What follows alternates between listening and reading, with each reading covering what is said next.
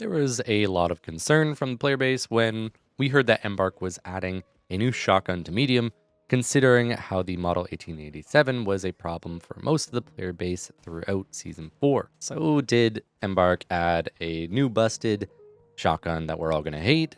Or is it extremely weak? Or did they add something that's rebalanced? Well, let's start looking into the stats and I'll give you sort of my opinion on the weapon. We're also going to be directly comparing it to the Model 1887 as I feel like it is the closest weapon to compare to.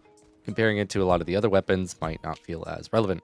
So first, we're going to be looking at the body damage, which is doing 108, whereas the Model 1887 is doing 117. The rate of fire is 100 versus the Model 1887, which is 67. The magazine size is 3 versus the 6 on the model, meaning that damage per magazine we get 324, whereas the model gets 702. Now, reload times actually vary on both of these because you can reload 1 to 2 shells or whatever, and it also changes depending on if it is completely empty or full, but overall the Cerberus does reload a lot faster because it has less bullets to put in. So let's cover the TTKs.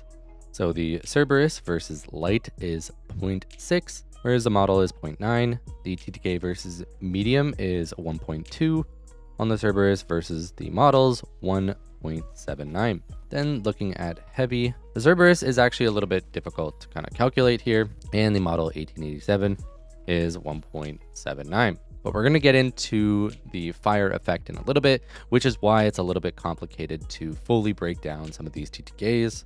So that is a little bit of a warning here. Next, let's cover the range. So the Cerberus is 10 to 17.5 meters with about a 63 damage retention. The model is 15 to 25 with about a 60% damage retention. Now, some things to note that are really important to consider is that the Cerberus actually deals an extra roughly 31 damage from the fire damage over time that lasts about 2 seconds. The damage over time effect from this fire does not stack, and it resets on every hit, meaning with that extra roughly 31 damage or more, this is where you can actually end up killing a heavy. Or if you don't land all your pellets, this could be the reason why you kill your light or your medium enemy. So technically these 3 shots can kill anybody, and you can do it in a relatively fast time. However, a big factor to consider is the spread. So we're going to look at the spread here. As you can see,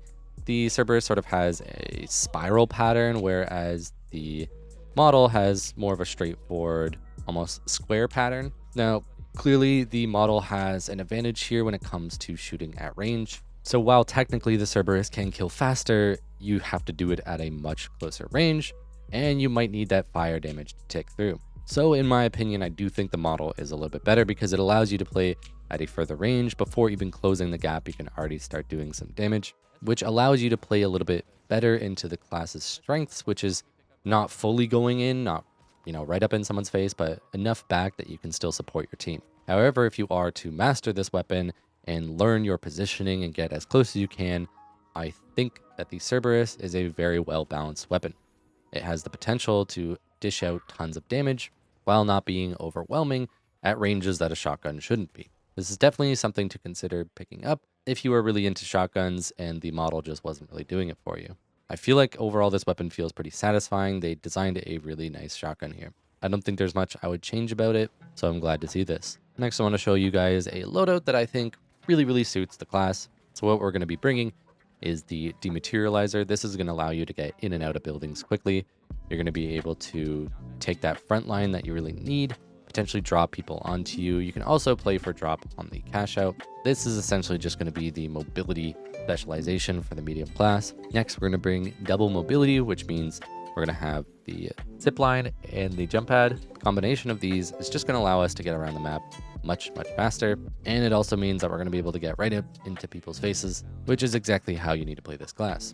The last gadget we're going to be bringing is Goo Grenade. We're not going to be bringing defib because I feel like defib is not the best right now, especially if you don't have heal, because that revive sickness can be really punishing if you're not going to heal them directly after. But the Goo Grenade allows you to take cover, so if people are shooting back from you from range, quickly throw that down and you get a bit of cover.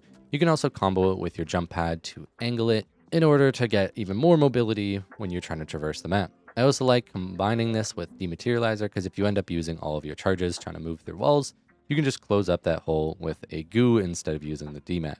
So all in all, this allows you to force fights to be close range instead of having to sit further back and take a lot of damage before you're able to get close up. The pro tip I have is basically just a combo melee. So if you shoot once and then melee and then shoot again, you can weave in that extra 40 damage.